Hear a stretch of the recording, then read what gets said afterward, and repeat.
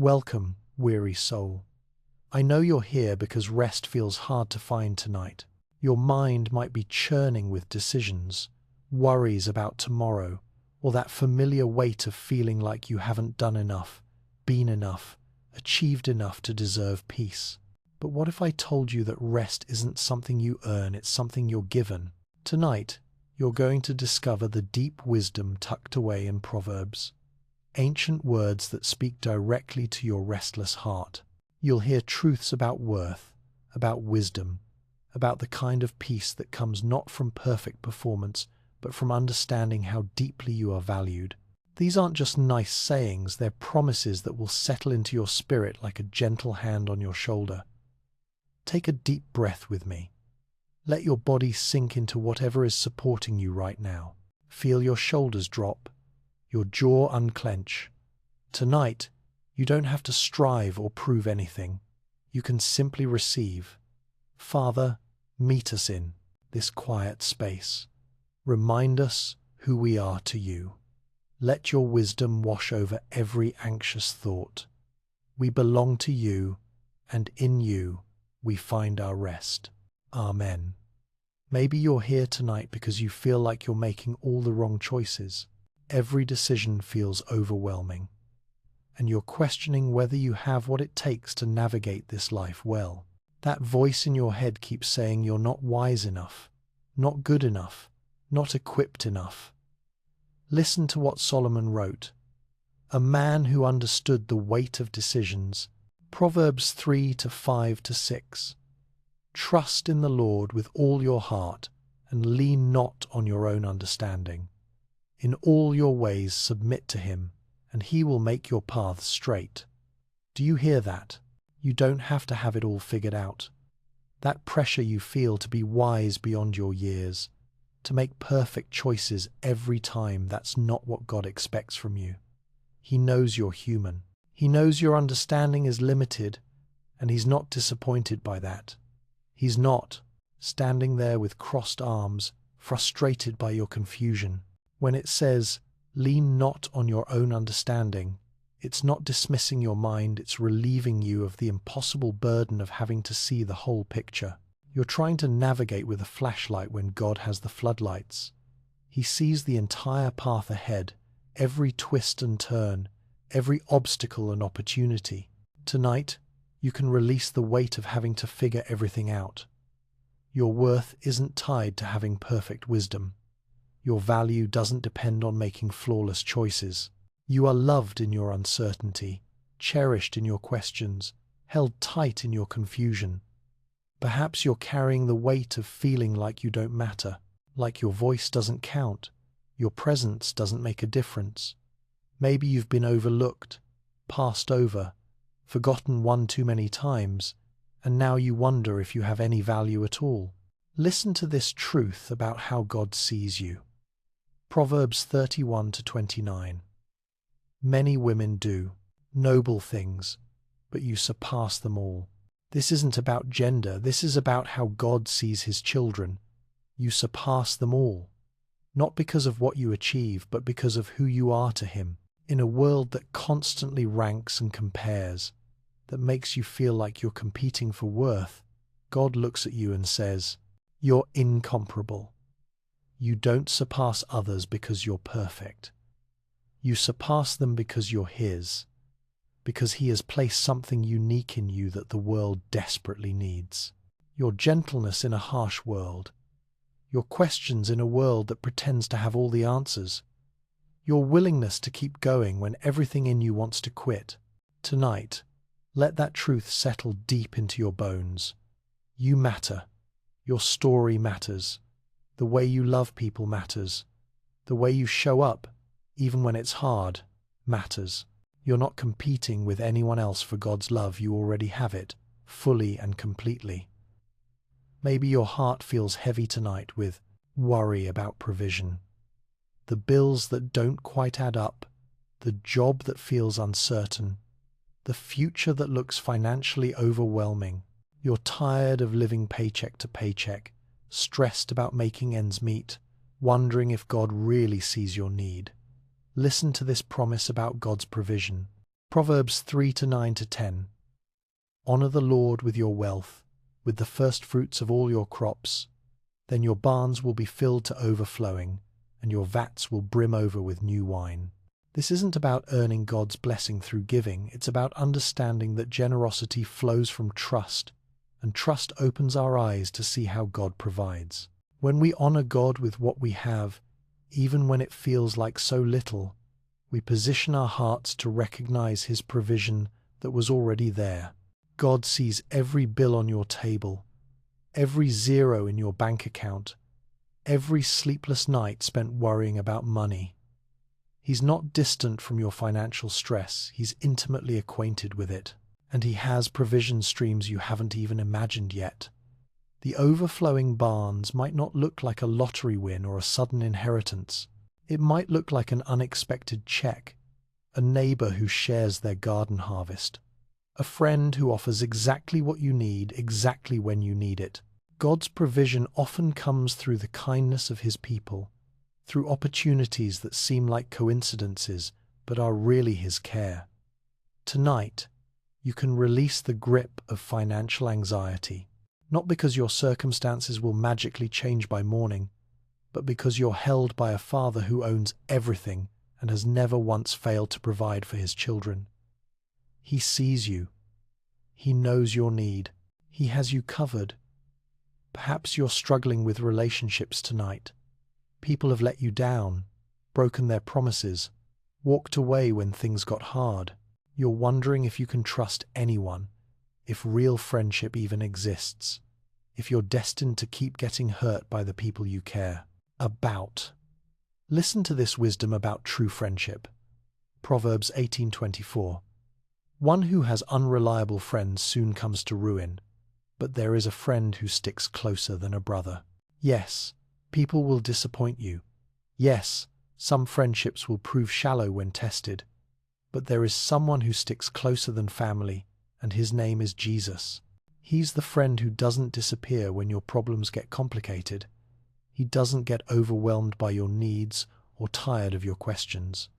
But this verse also reminds you that real friendship does exist.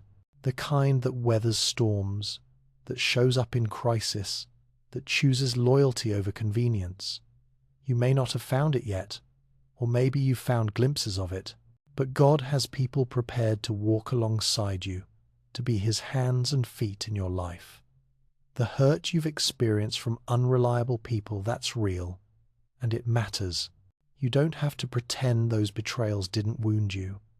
But tonight, you can open your heart just a crack to the possibility that not everyone will leave. Not everyone will disappoint. There are people of character and faithfulness, and God knows how to connect your heart with theirs. Maybe tonight you're battling feelings of anger. Someone hurt you. Someone treated you unfairly. Someone said things that cut deep. That fire in your chest feels justified, and part of you wants to hold on to it because it feels like strength, but you're also tired of carrying it. Listen to this wisdom about anger. Proverbs 14:29. Whoever is patient has great understanding, but one who is quick-tempered displays folly. This isn't minimizing your hurt or telling you that anger is always wrong. Sometimes anger is righteous, appropriate, necessary. But when anger becomes our default, when it rules our responses, when we're quick to flame up, it often reveals our own pain more than the other person's wrong. Patience here doesn't mean being a doormat. It means having the understanding to respond rather than react, to feel the anger, acknowledge what it's telling you about your values and your hurt, and then choose how to move forward from a place of wisdom rather than woundedness. Your anger tonight, it's information. It's telling you that something important to you was violated. It's telling you that you have standards and boundaries, which is good, but you don't have to let it consume you. You don't have to let it steal your peace. Tonight, you can lay that burden down, not because what happened to you was okay, but because you deserve to be free from the prison that holding on to anger creates. You can release it to God and trust Him to handle the justice while you focus on healing. Perhaps you're here because decision-making feels impossible right now. Every choice seems to have too many variables, too many potential consequences. You're paralyzed by the fear of making the wrong move, and you're exhausted by the mental gymnastics of trying to predict every outcome. Listen to this truth about wisdom. Proverbs 2-6. Wisdom isn't something you have to manufacture or earn or achieve through perfect analysis. It's something God gives. It comes from His mouth, which means it comes through His word, through His Spirit, through the counsel of wise people He places in your life. You don't have to have all the answers tonight. You don't have to solve every problem or see every angle. You can ask God for wisdom and trust that He will provide it sometimes through a sudden clarity, sometimes through opening and closing doors, sometimes through the peace that comes with the right choice. The decision you're facing, God cares about it because He cares about you. He's not distant from your dilemma. He wants to guide you, and He will. But He also wants you to rest in the knowledge that even if you make a mistake, even if you choose imperfectly, He can work through that too. His plans for you are good, and they're bigger than your perfect decision-making. Tonight, you can release the pressure of having to choose perfectly. You can ask for wisdom, do your best with the information you have, and trust God with the results. You don't have to carry the weight of your entire future on your shoulders. Maybe tonight you're wrestling with feelings of inadequacy. Everywhere you look, other people seem more capable, more confident, more together. You feel like you're constantly falling short, like you're pretending to be something you're not just to keep up. The imposter syndrome whispers that eventually everyone will figure out you don't really know what you're doing. Listen to this truth about God's choice to use ordinary people. Proverbs 16:3. Commit to the Lord whatever you do, and He will establish your plans. Commit to the Lord whatever you do, not whatever you do perfectly, not whatever you have completely figured out. Whatever you do, your messy attempts, your fumbling efforts, your sincere but imperfect tries. God doesn't wait for you to become qualified before He establishes your plans. He takes your ordinary offerings and makes them extraordinary. You don't have to be the smartest person in the room, or the most experienced, or the most polished. God specializes in using people who feel inadequate, who know they need His help, who are willing to step forward despite their limitations. Your awareness of your own weaknesses isn't a disqualification, it's a qualification for His grace. The very areas where you feel most inadequate might be exactly where God wants to show His strength through you. When people see what He accomplishes through someone who clearly couldn't do it on their own, it points to Him in ways that natural talent never could. Tonight, you can embrace your ordinariness as a gift. You don't have to be extraordinary to be used by God in extraordinary ways. Your willingness matters more than your ability. Your heart matters more than your resume. Your availability matters more than your credentials. Perhaps you're carrying shame tonight about your past. Mistakes you've made that still haunts you. Seasons of life you're not proud of. Choices that seemed right at the time but proved destructive. The enemy keeps replaying those failures in your mind, convincing you that your past disqualifies you from God's future. Listen to this promise about redemption. Proverbs 28:13. Whoever conceals their sins does not prosper, but the one who confesses and renounces them finds mercy. Finds mercy. Not just receives it begrudgingly, but finds it like treasure that's been waiting to be discovered. Your confession doesn't earn God's mercy, it reveals mercy that was already there, prepared for you before you even asked. God's mercy isn't just about forgiveness, it's about restoration. He doesn't just erase your mistakes, He redeems them. He takes the very experiences that brought shame and transforms them into sources of wisdom, compassion, and strength. Your greatest failures can become your greatest qualifications for helping others. The mistakes that feel like permanent stains on your record, God sees them as stepping stones to maturity. the seasons you're ashamed of. He can use them to give you credibility with people who are walking through similar struggles. Your broken places, when healed, become your strongest places. Tonight, you can bring your past to God without fear. He's not shocked by what you've done or disappointed by who you've been. He's excited about who you're becoming and how he can use everything, even your failures, for his purposes and your good. Your mind won't quiet, will it? Even now, lying here, trying to rest, thoughts keep coming. What you should have done differently today, what you need to do tomorrow, the conversation that didn't go well, the opportunity you might have missed. Your brain feels like a browser with too many tabs open, each one demanding attention, none of them willing to close. And underneath all those racing thoughts is this exhausting question. Do I really deserve to rest? You've been taught that rest is earned, that peace comes after productivity, that you can only relax when everything is handled perfectly. But everything is never handled perfectly, is it? So you just keep going, keep pushing, keep striving, keep proving your worth through your output. Listen to what the wisest man who ever lived discovered about this endless striving. Proverbs 23:4. Do not wear yourself out to get rich. Do not trust your own cleverness. Do not wear yourself out. Did you catch that? This isn't just about money, it's about the entire culture of exhaustion you've been swimming in. The belief that if you just work harder, think smarter, do more, you'll finally arrive at some place where rest feels justified. But Solomon, who had everything, wealth, wisdom, power, accomplishments, discovered that wearing yourself out is a fool's errand.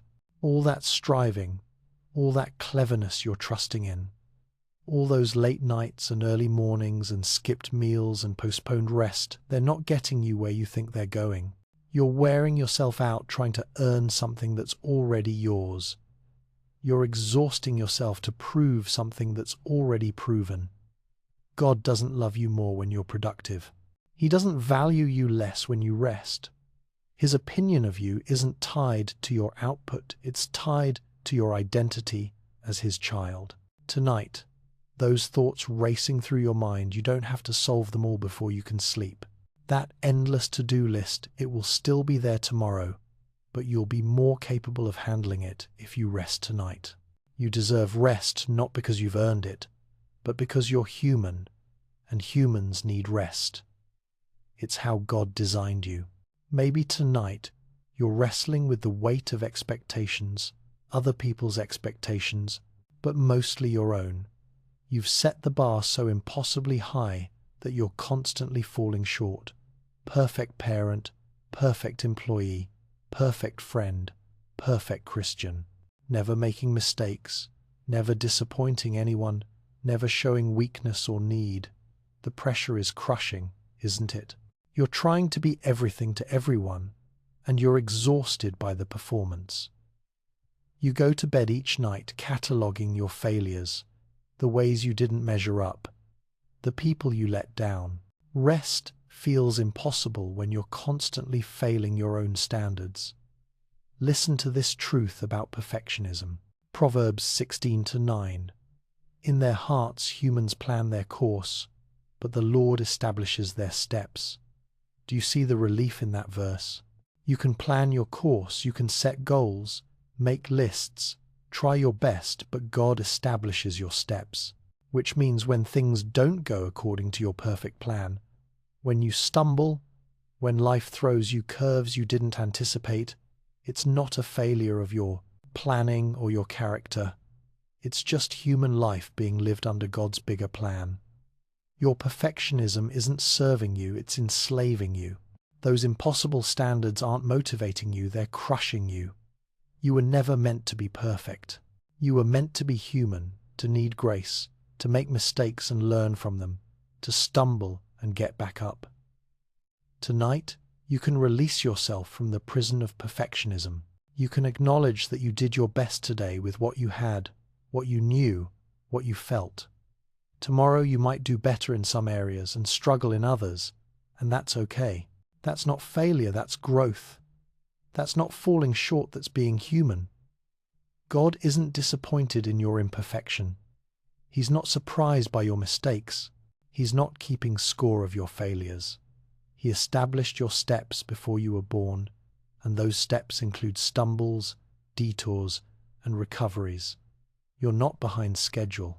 You're not failing his plan. You're living it messily and imperfectly, exactly as he knew you would. Perhaps tonight you're carrying the heavy weight of comparison. Everyone else seems to have it figured out. Their marriages look perfect on social media. Their careers are advancing while yours feels stalled. Their kids are achieving while yours are struggling. Their finances seem secure while yours feel chaotic. You're measuring your behind the scenes against everyone else's highlight reel. The comparison trap has stolen your peace, hasn't it? You can't rest because you're too busy analyzing why you're not where they are. You can't be grateful for what you have because you're focused on what you lack compared to others. You can't celebrate your progress because you're fixated on how far behind you feel. Listen to this wisdom about comparison and contentment. Proverbs 14:30. A heart at peace gives life to the body, but envy rots the bones. Envy, that constant measuring of your life against others. It's literally rotting you from the inside out. It's stealing your joy, your gratitude, your ability to see the good in your own story. That heart that can't be at peace because it's always comparing. It's not giving life to your body. It's draining life from it. But a heart at peace that's life-giving. That's when you can see your own journey clearly. Celebrate your own progress. Appreciate your own unique path. Peace comes when you realize that God's plan for your life is completely different from his plan for theirs. And that's not a flaw, it's intentional. You're not behind. You're not failing. You're not less than. You're on a different path, with different lessons, different timing, different purposes. What looks like their success might be covering their struggles. What looks like their ease might be hiding their challenges. You don't see the whole picture of their story any more than they see the whole picture of yours. Tonight, you can release yourself from the exhausting game of comparison. You can celebrate where you are, how far you've come, what you've overcome. Your story matters. Your progress counts. Your unique journey is valuable, even if it doesn't look like anyone else's. Maybe you're lying here tonight with anxiety gripping your chest about decisions you need to make. Big decisions. Life-changing decisions. Decisions that feel too important to get wrong. Should you take that job? End that relationship? Move to that city? Have that difficult conversation? The weight of choosing correctly feels overwhelming. You're paralyzed by the fear of making the wrong choice. What if you miss God's will? What if you ruin your life? What if you disappoint people? What if you regret it later? So you lie awake running scenarios, analyzing pros and cons, trying to predict outcomes you can't possibly know. Listen to this promise about decision-making, Proverbs 3-6. In all your ways submit to him, and he will make your paths straight. He will make your paths straight. Not he might if you choose perfectly. Not he will if you never make a mistake. He will make your path straight, even when you choose imperfectly, even when you can't see the whole picture, even when you're operating with incomplete information. Submitting to him doesn't mean waiting for a miraculous sign or perfect clarity. It means acknowledging that you need his guidance, asking for his wisdom, seeking counsel from wise people, and then making the best decision you can with faith that he can work through it. God's not hiding his will from you like some cosmic game of hide and seek. He's not testing your ability to decode secret messages. He wants to guide you, and he will sometimes through open doors, sometimes through closed ones, sometimes through peace about a choice, sometimes through wise counsel. The decision keeping you awake, God cares about it. He's not distant from your dilemma or frustrated by your uncertainty. He's ready to guide you, but he's also big enough to work through your imperfect choices. His plans for you are good, and they're bigger than your perfect decision-making. Tonight, you can release the pressure of choosing perfectly. You can trust that God will guide you, and when you step forward in faith, He will establish your path, even if it takes turns you didn't expect. Perhaps you're here because your heart is heavy with regret. Choices you made that hurt people. Words you said that you can't take back. Opportunities you missed because of fear or pride or selfishness. The past feels like a heavy blanket you can't throw off, and rest feels impossible under its weight. You replay those moments over and over, wishing you could go back and choose differently. The guilt feels permanent, like a stain that won't wash out. You wonder if you've permanently damaged relationships, missed your chance at the life you wanted, disappointed God beyond repair. Listen to this truth about regret and redemption. Proverbs 28-13. Whoever conceals their sins does not prosper, but the one who confesses and renounces them finds mercy. Mercy, not just forgiveness, but mercy. God's response to your honest confession isn't anger or disappointment, it's mercy.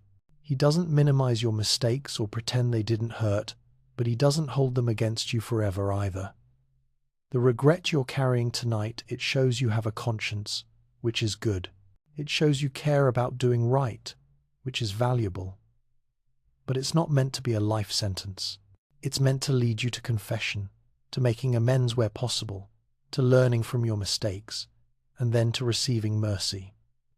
God's mercy is bigger than your biggest mistake. His grace is stronger than your worst choice. His love for you isn't diminished by your failures, it's actually demonstrated through His willingness to forgive them. You're not too far gone, too damaged, too guilty to be fully restored. Tonight, you can bring that regret to God and leave it there. Not because what you did was okay, but because holding on to guilt that God has already forgiven doesn't honor Him or help anyone. He wants you free from the prison of regret so you can live the redeemed life He has for you. Maybe your struggle tonight is with loneliness. You feel disconnected from people, misunderstood, like no one really sees you or knows you.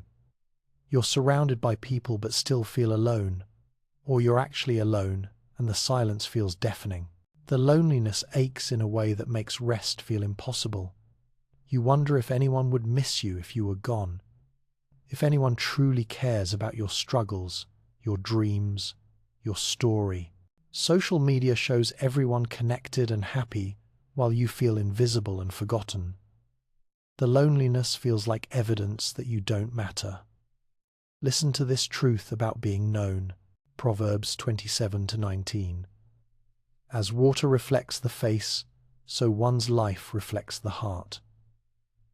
God sees your heart. He sees past the masks you wear, the performance you put on, the ways you try to appear fine when you're falling apart. He sees the real you, the dreams you're afraid to voice, the fears you try to hide, the love you're afraid to offer because you might be rejected. Your heart matters to God. Your thoughts, your hopes, your struggles, they're all precious to Him. You're not invisible to Him. You're not forgotten or overlooked. You matter so much that He gave His Son's life for yours. That's not the action of someone who sees you as dispensable. The loneliness you feel is real, and it's painful, but it's not the whole truth about your life. God has people prepared to know and love the real you. He has connections and friendships and communities where your heart will find home. The isolation you're experiencing now isn't your permanent address. Tonight, you can rest in the knowledge that you are fully known and fully loved by God. The loneliness will ease, connections will come, but even when human relationships disappoint or distance, you are never truly alone. The Creator of the universe delights in you, walks with you, never leaves you. Maybe tonight you're struggling with your sense of identity. Who are you when you strip away all the roles you play, all the titles you hold, all the accomplishments you've achieved? Sometimes you feel like you're just a collection of other people's expectations, living a life that doesn't feel authentically yours. You look in the mirror and wonder who that person really is. You go through the motions of your days but feel disconnected from your own life. The authentic you feels buried under layers of should-bes and supposed-tos and other people's definitions of success. Listen to this truth about who you really are. Proverbs 27-19. As water reflects the face, so one's life reflects the heart. Your heart, that's where your true identity lives. Not in your job title or your relationship status or your bank account or your achievements. Your heart reflects who you really are. And God sees that heart clearly. He loves what he sees there, your capacity for love, your desire for meaning, your hunger for connection, your longing for purpose. You are not what you do. You are not what others think of you. You are not even what you think of you on your worst days. You are who God says you are, his beloved child, fearfully and wonderfully made, created for purpose, designed for relationship, equipped for the good works he prepared in advance for you to do. The roles you play are just that, roles. They're not your identity. The expectations others have placed on you don't define you. The standards you've set for yourself don't determine your worth. You are valuable because you exist, because God made you, because he delights in you. Tonight, you can begin to peel back the layers of false identity and reconnect with your true self. The person God created you to be is still there, waiting to be rediscovered, waiting to be lived out fully. Perhaps you're lying here with physical pain that won't ease. Your body feels like it's betraying you, energy that's gone, strength that's diminished, abilities that have changed. You're grieving the person you used to be, the things you used to be able to do, the life you used to live. The chronic condition, the unexpected diagnosis, the accident that changed everything. It feels like your body is no longer on your side. You're tired of being tired, sick of being sick, weary of explaining to people why you can't do what you once could. Listen to this truth about your body in God's presence. Proverbs 17:22. A cheerful heart is good medicine, but a crushed spirit dries up the bones. God acknowledges that your physical state affects your whole being. He's not minimizing your pain or suggesting you just think positive thoughts. He sees how crushing it can be when your body doesn't cooperate with your spirit, when your limitations frustrate your longings. But even in your physical struggles, God is present. He's not distant from your pain, he's intimate with it. Jesus knows what it's like to have a body that suffers, to feel weak, to experience limitation. He understands the frustration and grief that come with physical challenges. Your worth isn't tied to your physical abilities. Your value doesn't diminish when your energy does. You are precious to God whether you can run marathons or struggle to walk across the room. Your identity isn't wrapped up in what your body can do, it's rooted in whose you are. Tonight, you can release the grief of what your body used to do and accept with kindness what it's capable of now. You can honor your limitations without letting them define your value. You can rest in the truth that God loves you exactly as you are, physical challenges and all. You're wondering if things will ever get better, aren't you? The problems feel so big, so permanent, so unchangeable. The relationship that's been broken for months, the financial stress that keeps mounting, the health issue that won't resolve, the dream that keeps getting deferred. You're starting to wonder if this is just how life is going to be: hard, disappointing, less than what you hoped for. You need to hear this promise that God made specifically for moments like this. Proverbs 13:12. Hope deferred makes the heart sick, but a longing fulfilled is a tree of life. God knows that hope deferred makes your heart sick. He's not surprised by your disappointment or confused by your discouragement. He sees how waiting has worn you down, how delay has made you question whether your hopes were foolish. But listen to the second part of that promise. A longing fulfilled is a tree of life. This means your longings matter to God. The desires of your heart aren't silly or selfish, they're seeds He planted. The dream you've been carrying, the relationship you've been praying for, the breakthrough you've been waiting for. These aren't just wishes. They're longings that, when fulfilled in His timing, will bring life not just to you, but to everyone around you. God hasn't forgotten your hopes. He hasn't changed His mind about your dreams. The delay you're experiencing isn't denial, it's preparation. He's working things out in ways you can't see, arranging circumstances, preparing people, building your character for what's coming. Tonight, you can rest in the promise that your longings will be fulfilled. Not necessarily exactly as you imagined, and not necessarily on your timeline, but in ways that will bring abundant life. The tree that comes from a fulfilled longing provides shade and fruit for generations. Your breakthrough, when it comes, will bless more people than you realize. Maybe you're afraid you've missed your chance. You're past a certain age, past a certain season, past the time when dreams come true. Other people got their opportunities when they were young, but you're starting over, starting late, starting from behind. The voice in your head keeps saying it's too late for you. Listen to this promise about God's timing. Proverbs 16:9. In their hearts humans plan their course, but the Lord establishes their steps. The Lord establishes their steps. Your steps, not just the steps of people who started young or got lucky breaks. Your steps, at your age, with your history, in your circumstances. God is establishing your path right now, not just tolerating it or working around it. You're not too late. You're not too old. You're not too far behind. God doesn't have a retirement age for dreams. He doesn't have expiration dates on callings. Some of the most significant contributions to the world have come from people who found their true purpose later in life. Moses was 80 when God sent him to Egypt. Abraham was 75 when God called him to leave everything familiar.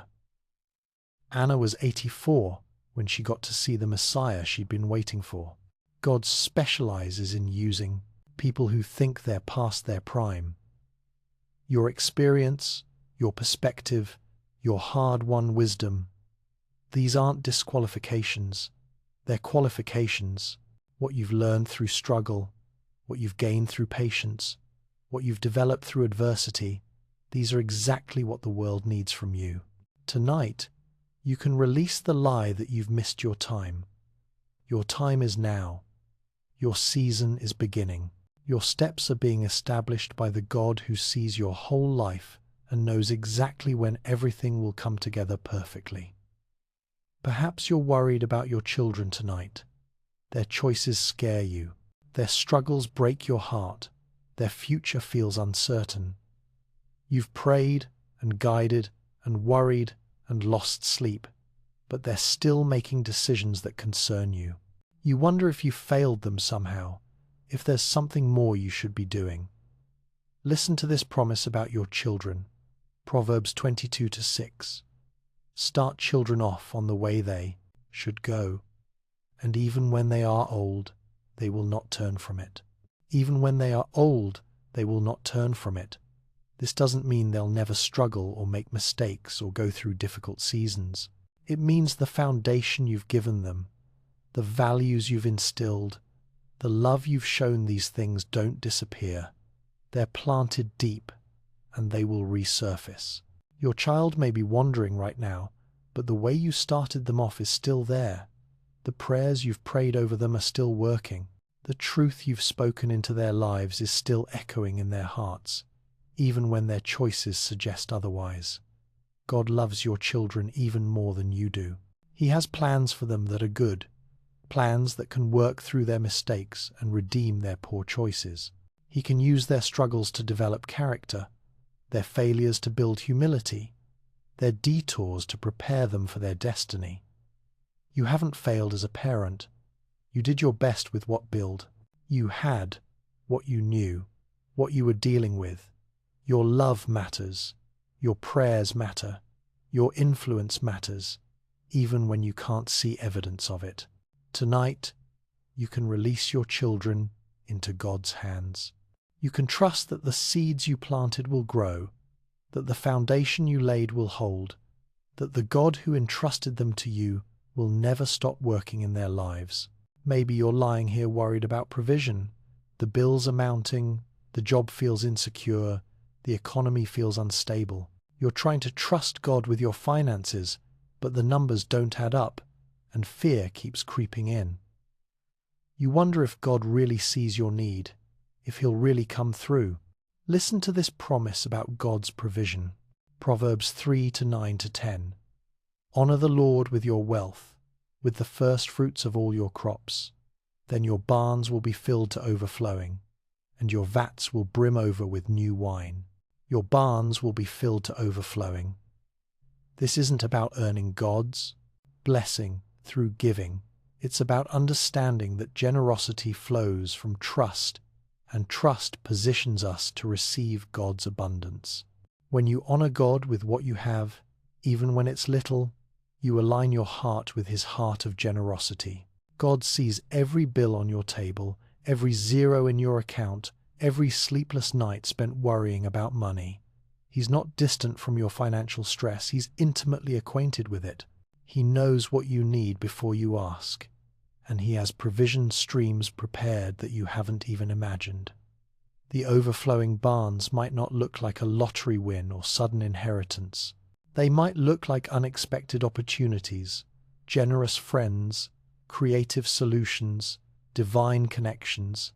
God's provision often comes through people, through circumstances that seem coincidental but are really His care orchestrated.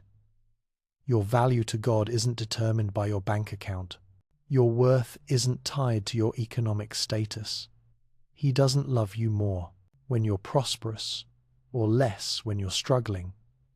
His care for you is constant, regardless of your circumstances. Tonight, you can release the grip of financial anxiety, not because your circumstances will magically change by morning, but because you serve a God who owns everything and has never once failed to provide for His children. He sees you. He knows your need. He has you covered. Maybe you're dealing with a broken relationship tonight. Someone hurt you deeply, betrayed your trust, broke their promises, walked away when you needed them most. The pain feels fresh, even if it happened months or years ago.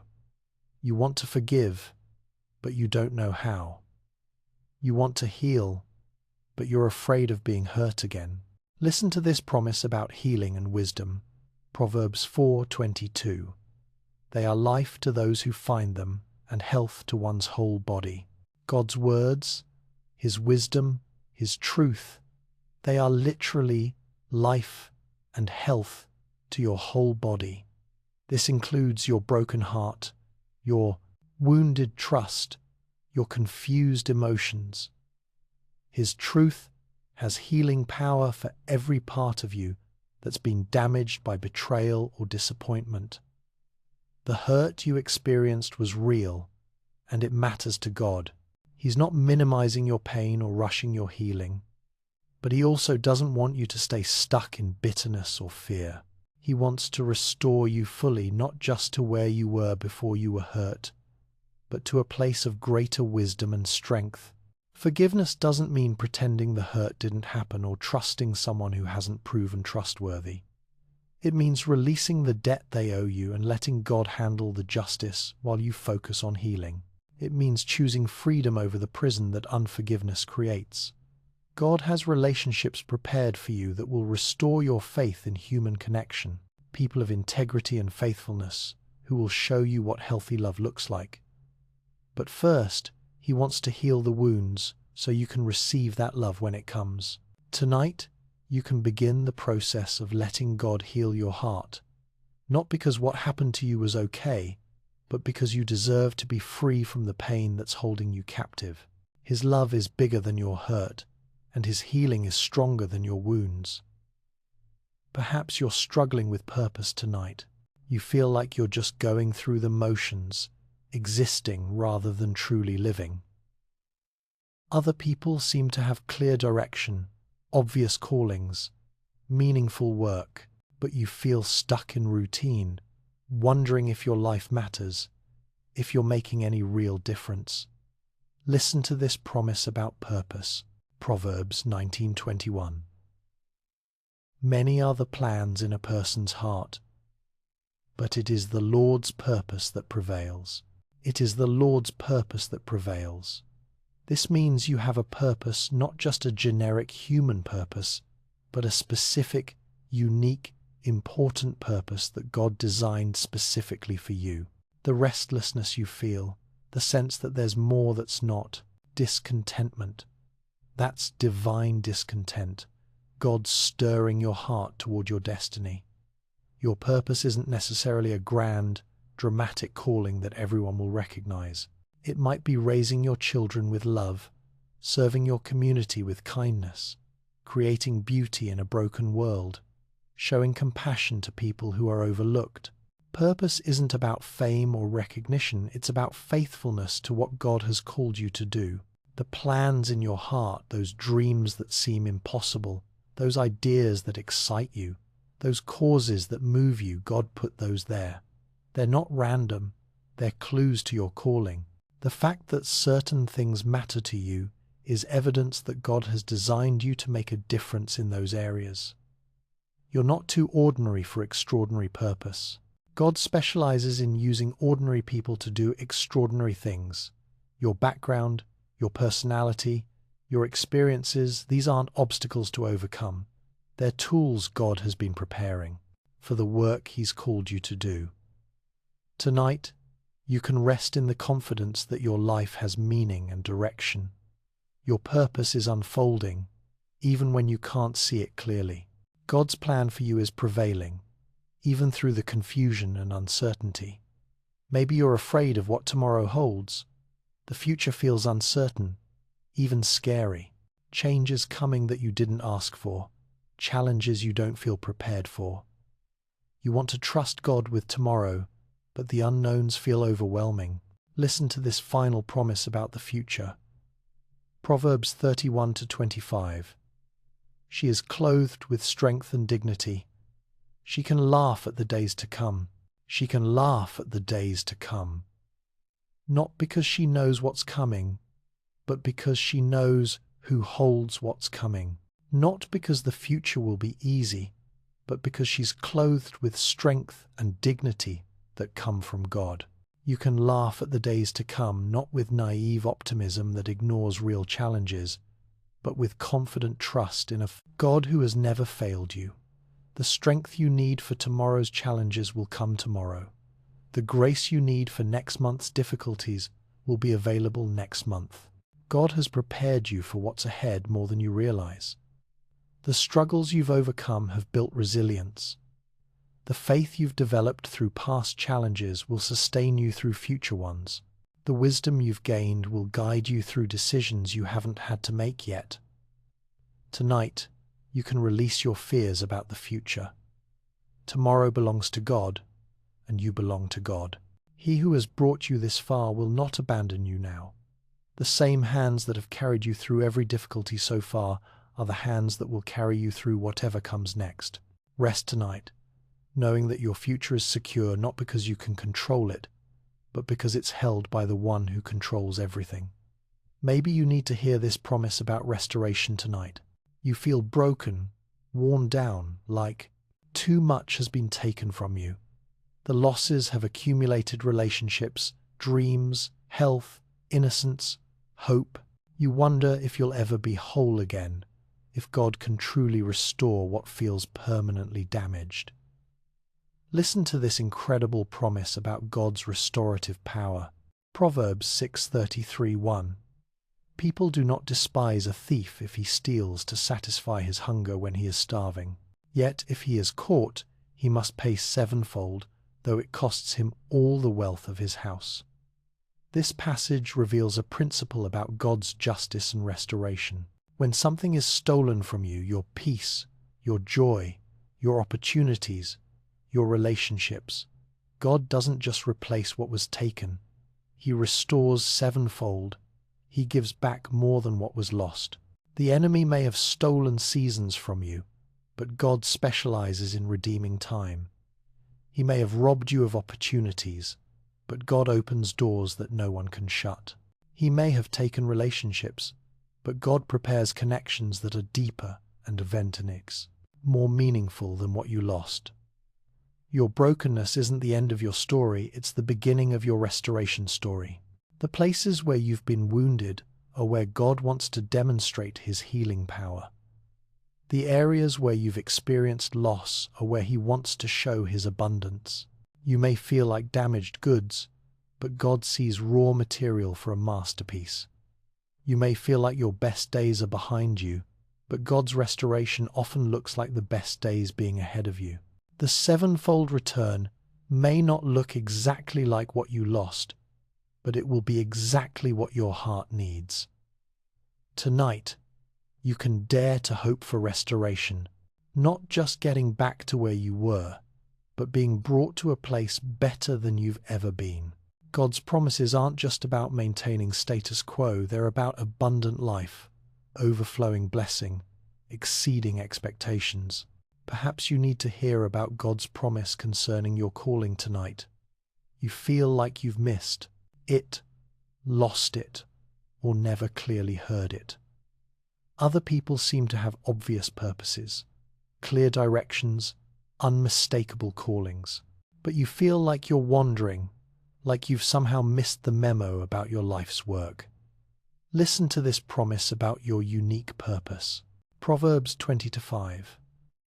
The purposes of a person's heart are deep waters, but one who has insight draws them out. The purposes of a person's heart are deep waters. Your calling isn't shallow or obvious, it's deep, rich, profound. It requires insight to draw it out, wisdom to understand it, patience to discover it fully. The fact that it's not immediately clear doesn't mean it doesn't exist. God has placed purposes in your heart that are deeper than career choices or ministry positions. He's designed you with unique combinations of experiences, personalities, gifts, and passions that create a calling no one else can fulfill. Your purpose is woven into who you are, not just what you do. The insight to understand your calling comes through relationship with God, through understanding how He's made you, through recognizing the patterns of what brings you life and what breaks your heart.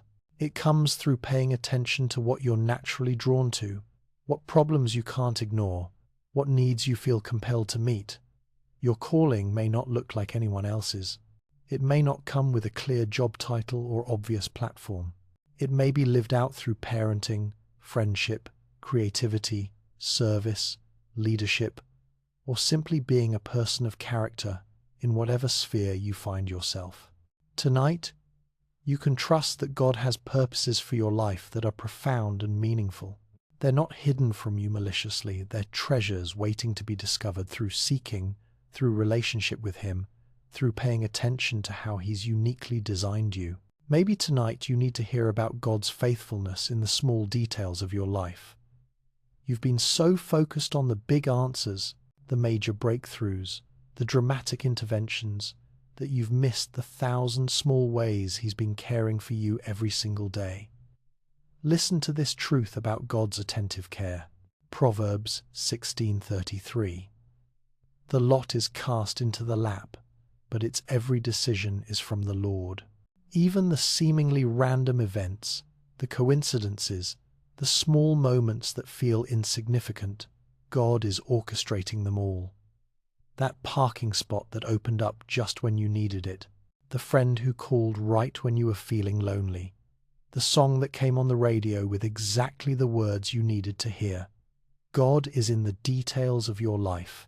He's not just managing the universe from a distance, He's intimately involved in your daily experience. He knows when you run out of coffee, when your car makes that strange noise, when you can't find your keys. Nothing that affects you is too small for his attention. The provision you've been experiencing, food on your table, a roof over your head, air to breathe, a heart that beats without you telling it to, these aren't just natural occurrences. They're expressions of God's faithful love, reminders that he sustains you moment by moment. Tonight, you can rest in the knowledge that the same God who holds the stars in their courses also holds the details of your tomorrow. He who doesn't forget to make the sun rise will not forget your needs. He who keeps the seasons in their rhythm will keep his promises to you. Perhaps you need to hear this tonight. God is not disappointed in you. I know you feel like you've let him down, like you haven't lived up to the potential he placed in you, like you've made too many mistakes for him to still believe in you. But disappointment isn't in God's vocabulary when it comes to his love for you. Listen to this truth about how God sees you. Proverbs 24-16. For though the righteous fall 7 times, they rise again, but the wicked stumble when calamity strikes. God doesn't count your falls against you. He celebrates your getting back up. He doesn't focus on your failures. He applauds your resilience. He doesn't see you as someone who keeps messing up. He sees you as someone who keeps trying, someone who refuses to stay down. Your journey has included detours and setbacks, moments of weakness and seasons of struggle. But to God, these aren't disqualifications. They're part of your story, chapters that are adding depth and character and compassion to who you're becoming. He's not comparing you to who you could have been if you'd made perfect choices. He's celebrating who you are because of the choices you did make, including the ones that taught you grace, humility, and dependence on him. You are not behind schedule in God's plan for your life.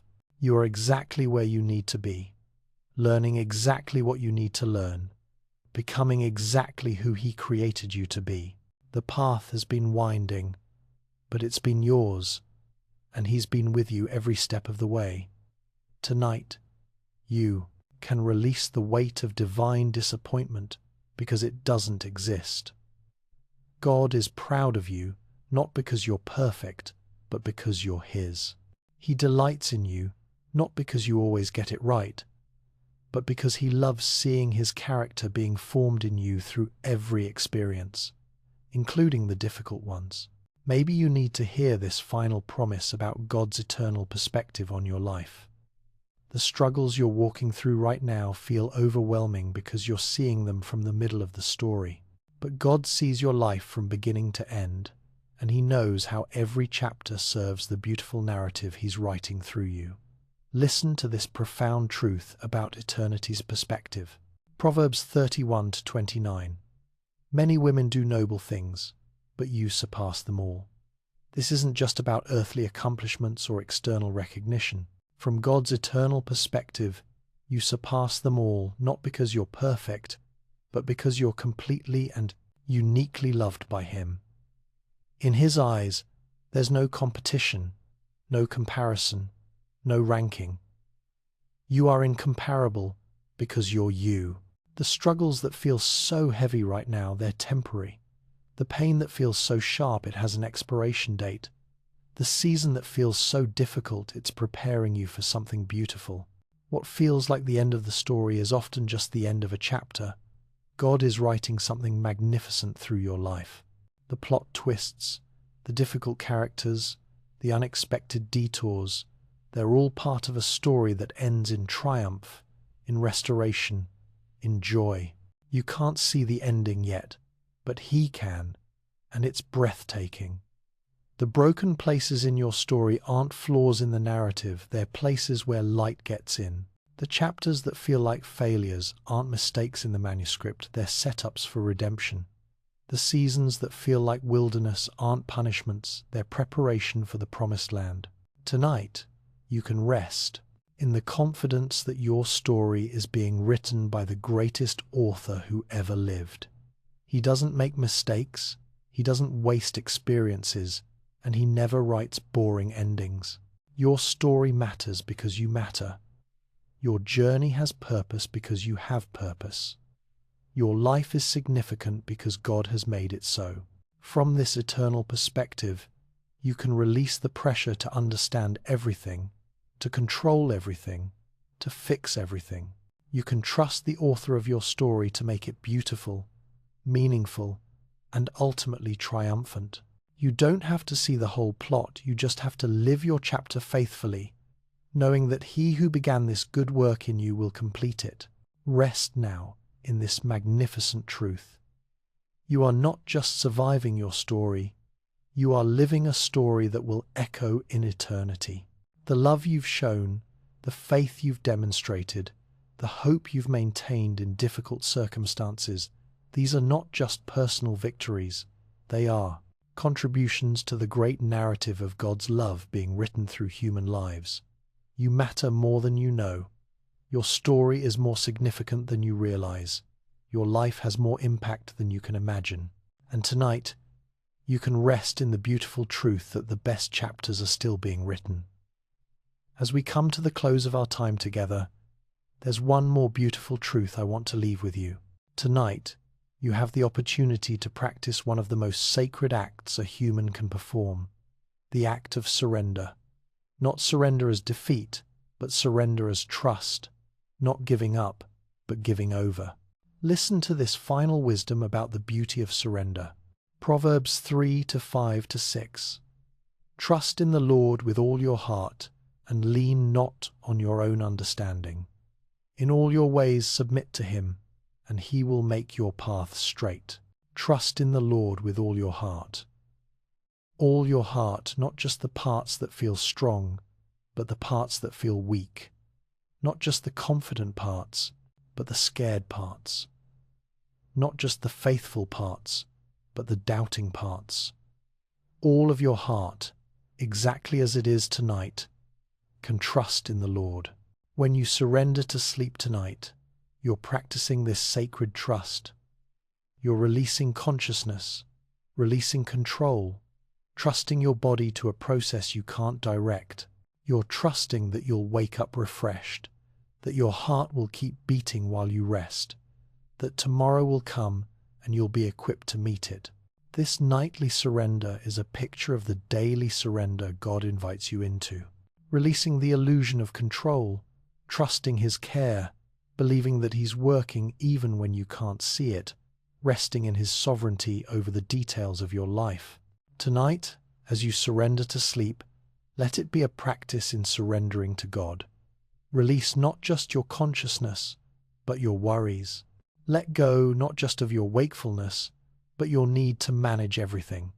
Trust not just in the process of sleep, but in the God who never sleeps and is always watching over you. This is the invitation of faith, to trust the heart of God even when you can't see the hand of God, to believe in His goodness even when you can't understand His ways, to rest in His love even when you can't feel His presence. You are so deeply loved, so carefully watched, so tenderly held. The God who created you delights in providing rest for your weary soul. He invites you to cast all your anxieties on Him because He cares for you. He promises that those who come to Him will find rest for their souls. Tonight, accept this invitation. Come to Him with all your weariness, all your burdens, all your heavy thoughts. Find in Him the rest that your soul has been searching for. Discover in His presence the peace that passes understanding. Rest now, beloved child of the Most High God. Rest knowing you are seen, known, loved, and held. Rest in the beautiful assurance that tomorrow's grace is already prepared for tomorrow's needs. Rest in the magnificent truth that you belong to the One who holds all things together. Sweet rest, dear one. May your sleep be deep, your dreams be peaceful, and your awakening be filled with hope. You are loved beyond measure, and that love will never change, never fade, never fail. Sleep well in the arms of perfect love. I know it's hard to have faith right now, when you're in this much pain, when nothing makes sense, when God feels distant, believing feels impossible, doesn't it? You want to trust, you want to believe that God is good and that He cares about your struggles, but doubt keeps creeping in like fog rolling over water. Maybe you feel guilty about the doubt, like good Christians shouldn't question, shouldn't struggle with faith, shouldn't have moments when God feels absent. But what if I told you that doubt doesn't disqualify you from God's love? What if your questions aren't evidence of weak faith but of honest faith? Listen to this beautiful, honest prayer. Proverbs 30:7-9. 2 things I ask of you, Lord. Do not refuse me before I die. Keep falsehood and lies far from me. Give me neither poverty nor riches, but give me only my daily bread. Otherwise, I may have too much and disown you and say, "Who is the Lord?" Or I may become poor and steal, and so dishonor the name of my God. Do you hear the honesty in that prayer? The vulnerability? This man is basically saying, God, I know myself well enough to know I might struggle with faith if life gets too easy or too hard. He's not pretending to be stronger than he is. He's not claiming perfect trust. He's acknowledging his human weakness and asking God to work within it.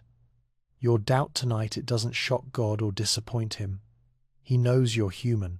He knows that faith is hard when you're hurting, when you can't see the bigger picture, when His timeline doesn't match yours. He doesn't expect you to have perfect trust in imperfect circumstances. Faith isn't the absence of questions, it's holding on to God in the midst of questions. It's not having all the answers, it's trusting the one who does. It's not feeling strong, it's admitting weakness and letting God be strong for you. Tonight, you can bring your doubts to God honestly. You don't have to pretend your faith is stronger than it is. He can handle your questions, your confusion, your struggle to believe. He's not going anywhere just because you're having a hard time seeing Him clearly. Maybe you're struggling because you've been disappointed by unanswered prayers. You've asked God for things that seemed important, seemed good, seemed aligned with His will, and nothing happened. Or worse, the opposite happened. Now you're wondering if prayer actually works, if God actually listens, if faith actually matters. Listen to this wisdom about God's responses to our requests. Proverbs 16:1.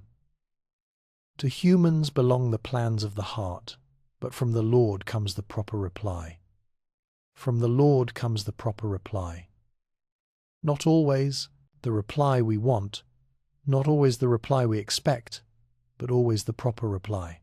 God's responses to our prayers come from a perspective we don't have, with information we don't possess, considering factors we can't see. When God says no to our prayers, it's not because He doesn't care or because He's not listening. It's because He sees the whole picture. He sees how granting that request might actually harm us or others.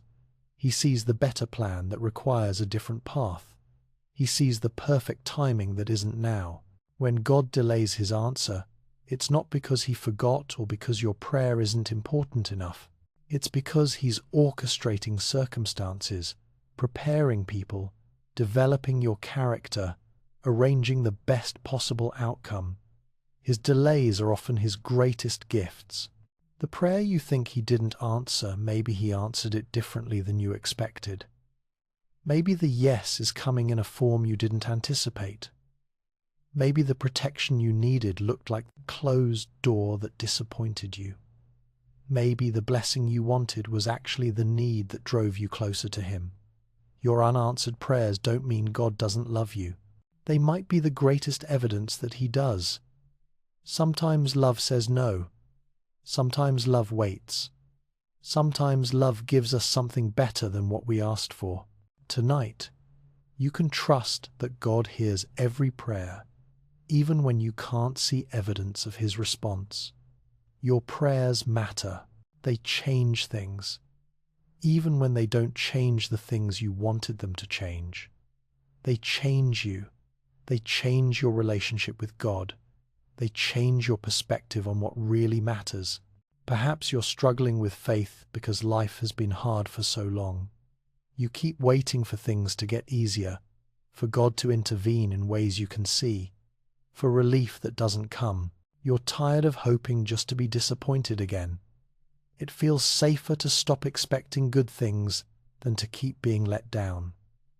Listen to this promise about endurance. Proverbs 24-16. For though the righteous fall 7 times, they rise again, but the wicked stumble when calamity strikes. Though the righteous fall 7 times, they rise again. Did you catch that? The righteous fall. Falling isn't evidence that you're not righteous or that God has abandoned you. Falling is part of the human experience, even for people of faith. But the righteous rise again, not because they're stronger than everyone else, not because they have perfect faith, but because they have a God who lifts them up. Each time you get back up after being knocked down, you're demonstrating righteousness. Each time you choose hope after disappointment, you're showing faith. The fact that you're still here, still breathing, still fighting, that's evidence of God's faithfulness, even when you can't feel it. The fact that you haven't given up completely, that you're still open to hope, even when hope feels dangerous, that's the Holy Spirit working in you. Your endurance through hardship isn't just survival, it's a testimony.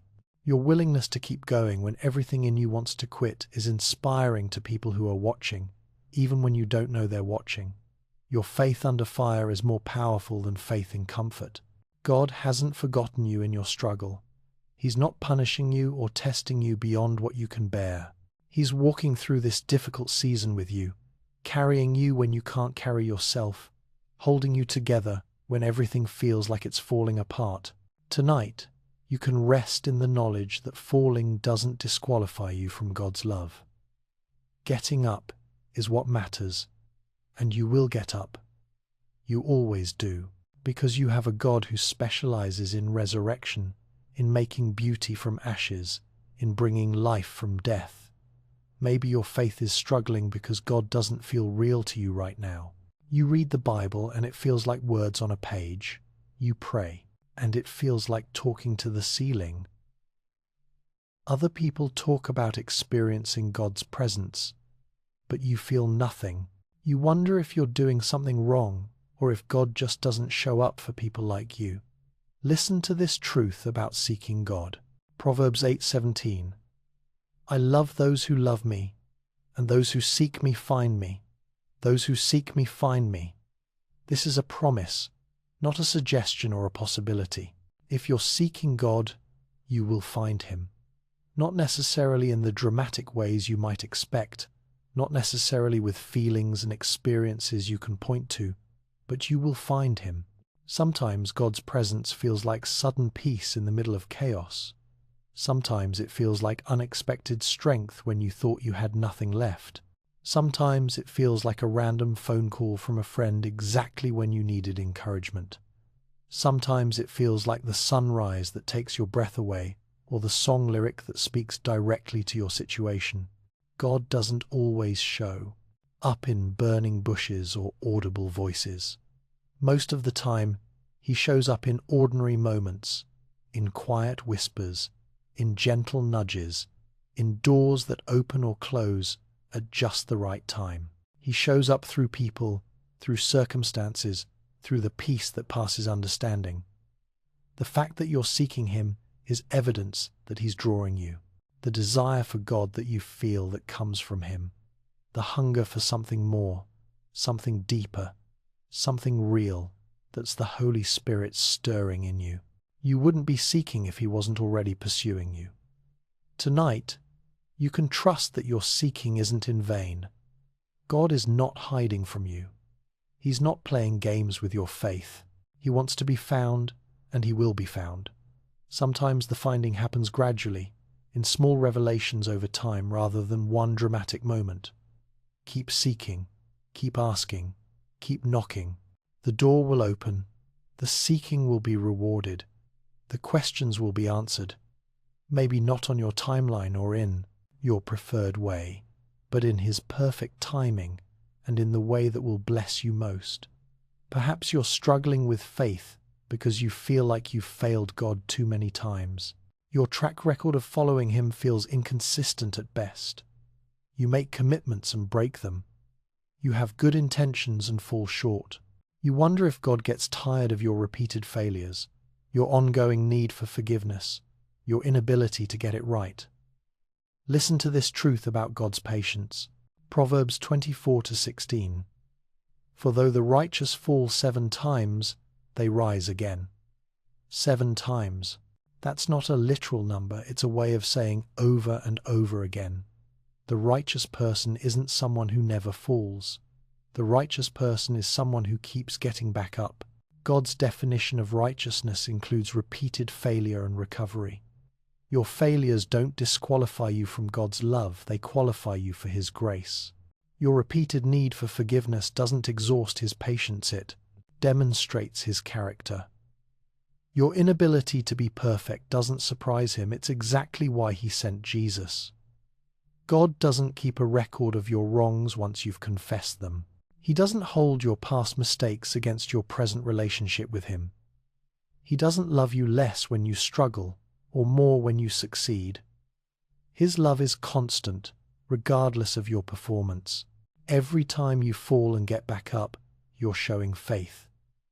Every time you confess and receive forgiveness, you're demonstrating righteousness. Every time you try again after failing, you're revealing the heart God loves, a heart that refuses to give up on Him even when it gives up on itself. Tonight, you can release the shame of repeated failure. You're not too far gone, too broken, too inconsistent for God's love. His grace is bigger than your biggest mistake. His mercy newer every morning. His faithfulness stronger than your faithlessness. Faith isn't about perfection, it's about persistence. It's not about never falling, it's about always getting back up.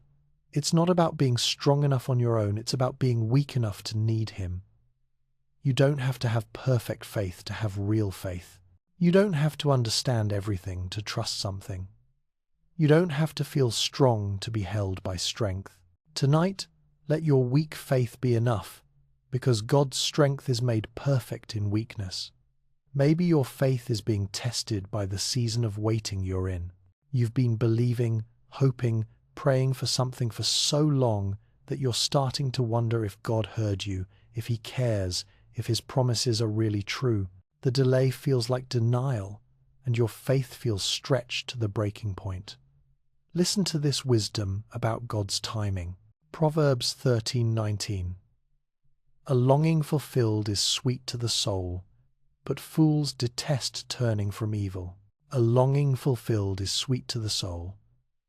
Notice it doesn't say, a longing quickly fulfilled, or a longing fulfilled on our timeline. It says fulfilled, meaning it will happen, meaning the waiting isn't permanent, meaning the sweetness is coming. God's delays aren't denials. His timing isn't punishment. His not yet isn't rejection. He sees the whole picture, what needs to happen in your heart, in your circumstances, in other people's lives, before your longing can be fulfilled in a way that brings maximum blessing and minimum harm. The waiting is hard because it requires faith without sight, trust without proof, hope without guarantee. But the waiting is also sacred because it's where faith is refined, where dependence on God is deepened, where appreciation for the answer is cultivated. What you're waiting for, God cares about it. He placed that longing in your heart, and He will satisfy it. Maybe not exactly as you envisioned, maybe not on your preferred timeline, but in ways that exceed your expectations and fulfill your deepest needs. Tonight, you can choose to trust in the waiting. The delay doesn't mean God has forgotten you or changed His mind. It means He's working behind the scenes, orchestrating the perfect timing for your perfect gift. Perhaps your faith feels weak because you're facing giants that seem insurmountable. The obstacles in your path feel overwhelming: financial mountains, relational walls, health battles, career barriers. You look at what's in front of you and feel like David facing Goliath, except you can't find your stones. Listen to this truth about God's power in your weakness. Proverbs 21:31. The horse is made ready for the day of battle, but victory rests with the Lord. Victory rests with the Lord. Not with your strength, your strategy, your resources, or your ability to figure everything out. Victory rests with the Lord. You can prepare, you can do your part, you can use the tools available to you, but the outcome belongs to God. This doesn't make you passive or irresponsible. Like the horse prepared for battle, you do what can. You prepare, you plan, you work, you fight, but you don't carry the weight of winning. That's God's responsibility. The giant you're facing, God sees it too. He's not surprised by its size or intimidated by its strength. He's already planned the victory. Your job isn't to be big enough to defeat the giant. Your job is to be faithful enough to face it, trusting that the God who goes before you is bigger than any obstacle. Tonight, you can release the pressure of having to overcome the giants in your own strength. You can face tomorrow knowing that victory doesn't depend on your adequacy but on God's supremacy. The battle is the Lord's, and He has never lost a war. Your mind has been racing all day, hasn't it? Even now, trying to rest, thoughts keep coming. What you need to do tomorrow, conversations that didn't go well today, decisions that feel overwhelming. Your brain feels like it can't find the off switch, can't slow down, can't just be still. And underneath all those racing thoughts is this exhausting question you can't seem to escape. Do I really deserve to rest? You've been carrying this belief that rest is something you earn, that peace comes only after everything is perfectly handled. But when has everything ever been perfectly handled? When have all the problems been solved, all the tasks completed, all the people pleased? Listen to what Solomon discovered about this endless striving. Proverbs 23:4. Do not wear yourself out to get rich. Do not trust your own cleverness. Do not wear yourself out. Do you hear that? This isn't just about money. This is about the entire culture of exhaustion you've been swimming in. The belief that if you just think harder, work longer, try more, you'll finally arrive at some place where rest feels justified. But rest isn't something you earn. Rest is something you need because you're human. God designed you to need rest, to require restoration, to function in rhythms of work and peace. When you deny yourself rest because you haven't earned it, you're arguing with the way God made you. Tonight, you can release the lie that rest must be earned. You can let your body sink deeper into whatever is supporting you. Feel the weight of your limbs becoming heavy, your breathing naturally slowing, your mind beginning to quiet as you give yourself permission to simply be still. Those thoughts racing through your mind, you don't have to solve them all tonight. That endless to-do list will still be there tomorrow, but you'll be more capable of handling it if you rest now. The problems you're trying to think through, they'll be clearer after sleep, easier to navigate with a rested mind. Let yourself begin to release the day. Release the pressure to figure everything out. Release the weight of responsibilities that will still be there tomorrow. Maybe you've been carrying anxiety that feels like it's living in your chest.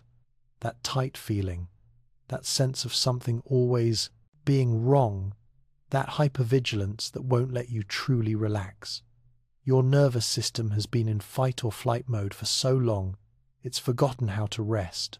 Listen to this promise about anxiety. Proverbs 12:25. Anxiety weighs down the heart, but a kind word cheers it up. Anxiety weighs down the heart. God acknowledges that anxiety is a real weight, a burden that affects your whole being. He's not minimizing your struggle or telling you to just think positive thoughts. He sees the heaviness you're carrying. But listen to the second part. A kind word cheers it up. Tonight, let these be kind words to your anxious heart. You are safe. You are held. You are loved. The future you're worried about is in God's hands. The worst-case scenarios your mind is creating, most of them will never happen. And for the challenges that do come, you will be given the grace and strength to handle them when they arrive. Take a deep breath with me, and as you exhale, imagine releasing some of that anxiety. Let your shoulders drop. Feel your jaw unclench. Allow your forehead to smooth. The anxiety you feel isn't a sign that you lack faith. It's a sign that you care deeply about the people and situations in your life. But tonight, you can practice giving those concerns to God, trusting that He cares even more deeply than you do. Your breathing is slowing now. Your body is beginning to remember what rest feels like. And it's good. It's right. It's what you need. Perhaps your heart feels heavy tonight with sadness, loss that still aches, disappointments that cut deep, dreams that didn't come true the way you hoped. The sadness feels like a constant companion, and you wonder if joy will ever feel genuine again. Listen to this promise about sorrow and joy. Proverbs 14:13. Even in laughter the heart may ache, and rejoicing may end in grief. God knows that human hearts are complex. He knows that joy and sorrow often exist together, that healing isn't linear, that grief has its own timeline. He's not asking you to pretend you're fine when you're not, or to force happiness when your heart is heavy. But sorrow isn't your permanent address. The grief you're feeling now, it's real, and it matters, and it will be honored, but it won't last forever. Joy will come again, different perhaps than before, but real and deep and lasting. Tonight, you don't have to carry the weight of your sadness alone. You can let God hold it with you. Feel the burden becoming lighter as you share it. Your heart can rest even when it's heavy, because you're not alone in the carrying. Let your breathing deepen, each exhale releasing a little more of the day's weight. Each inhale drawing in peace, quiet, stillness. Maybe you're struggling to forgive someone tonight. They hurt you, disappointed you, betrayed your trust. The anger feels justified, and part of you wants to hold on to it because it feels like strength. But you're also tired of carrying it, tired of the way it steals your peace. Listen to this wisdom about forgiveness. Proverbs 19:11. A person's wisdom yields patience. It is to one's glory to overlook an offense. Overlooking an offense doesn't mean pretending it didn't happen or that it didn't hurt. It means choosing not to hold it against them forever, choosing freedom over the prison that unforgiveness creates. It means trusting God to handle the justice while you focus on healing. Tonight, you can begin to release the grip of resentment, not because what they did was okay, but because you deserve to be free. Feel your hands unclenching, your heart softening, the tight places in your body beginning to relax. Forgiveness is a process, not a moment. It's okay if it takes time. It's okay if you have to choose it again and again. But tonight, you can take the first step toward freedom. Release the burden of being their judge and rest in the peace that comes from letting go.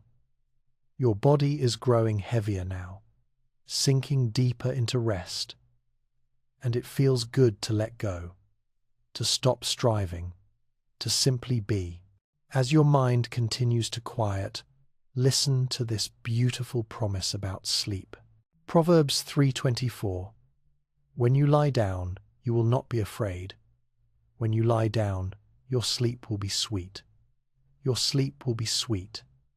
Not because all your problems are solved, not because life is perfect, but because you are held by a God who never sleeps, who watches over you while you rest, who guards your heart and mind while you're vulnerable. You can sleep peacefully tonight because God is awake. You can rest your mind because His mind never stops working on your behalf. You can release control because His control never wavers. Feel your body continuing to relax. your breathing becoming slower and deeper, your thoughts becoming quieter and more distant. Listen to this promise about God's constant care. Proverbs 15:3. The eyes of the Lord are everywhere, keeping watch on the wicked and the good. God's eyes are on you right now, not watching to catch you doing something wrong, but watching to care for you, to protect you, to love you. Even as you sleep, He remains alert, working out details of your life you don't even know need attention. You are so deeply loved, so completely held, so perfectly safe in His hands. Your thoughts are becoming softer now, like gentle waves lapping at the shore, each one bringing more peace, deeper rest, sweeter calm. Let this truth settle into your spirit as you drift towards sleep. Proverbs 31:25. She is clothed with strength and dignity. She can laugh at the days to come. You are clothed with strength and dignity. Not your own strength, His strength clothing you, covering you, protecting you. Not strength that means you never struggle, but strength that means you're never alone in the struggle. You can laugh at the days to come, not because you know what they hold, but because you know who holds them. Tomorrow belongs to God, and you belong to God, so you can rest tonight in perfect safety. Your breathing is so slow and peaceful now. Your body completely relaxed, your mind finally quiet. Listen to this final promise as you drift into sleep. Proverbs 4:23. Above all else, guard your heart, for everything you do flows from it. Your heart is guarded tonight, protected by the love of God, held in His perfect peace. Everything that flows from your heart tomorrow will be touched by this rest, this healing, this restoration. You are safe. You are loved. You are held. The God who spoke the stars into place is speaking peace over your heart. The hands that formed the mountains are gently stroking your hair. The voice that calmed the storm is whispering over you, "Rest, my child, rest." Feel yourself sinking deeper into His love, into His peace, into His perfect rest. You don't have to hold on to anything anymore. You can let it all go. Let Him carry it while you sleep. Sweet dreams, beloved. You are so deeply treasured, so perfectly loved. Rest now. Rest in His arms. Rest in His promises. Rest. Sleep in peace. But before you drift completely into sleep, let me share one more truth that you need to hear. Maybe you've been trying so hard to control outcomes, to manage other people's choices, to orchestrate circumstances to turn out the way you think they should.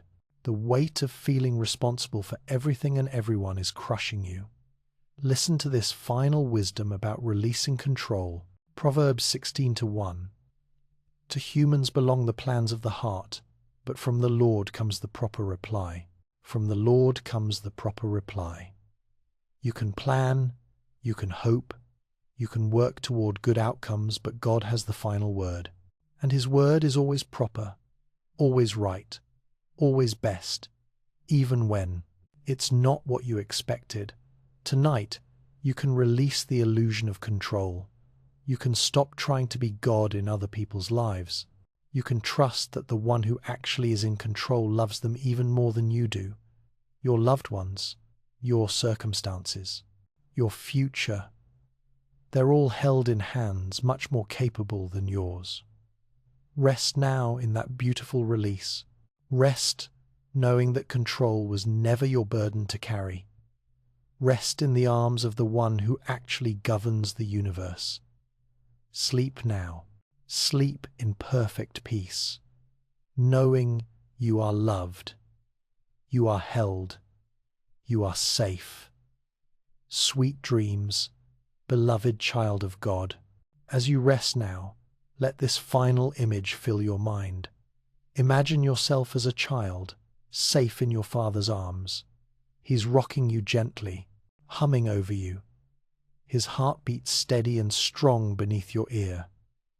You are completely protected, completely loved, completely at peace. This is how God sees you tonight. Not as someone who has to earn rest, not as someone who must prove their worth, but as his precious child who deserves comfort and care simply because you are his. Let that truth sink deep into your spirit as you sleep. You are his beloved. You are safe. You can rest. Good night, dear one. Sleep well in the arms of love himself. Before you fully surrender to sleep, receive this final blessing. May the peace of God, which transcends all understanding, guard your heart and your mind tonight. May you feel his presence surrounding you like gentle arms, holding you safe through every hour of rest. May his love wash over every anxious thought, every worried feeling, every stressed emotion. May you wake tomorrow with renewed strength, refreshed spirit, and hope restored. May you carry with you the truth that you are precious beyond words, valuable beyond measure, loved beyond comprehension. The journey continues tomorrow, but tonight you rest. The battles will be there when you wake, but tonight you are at peace. The questions will still need answers in the morning, but tonight you can release them all to the one who holds all the answers. You have done enough today. You have loved enough, tried enough, given enough. You are enough, exactly as you are, in this moment, in God's eyes. Rest in that beautiful truth. Sleep in that profound peace. Dream in that perfect love. Until the morning light, beloved child of God. Amen and amen.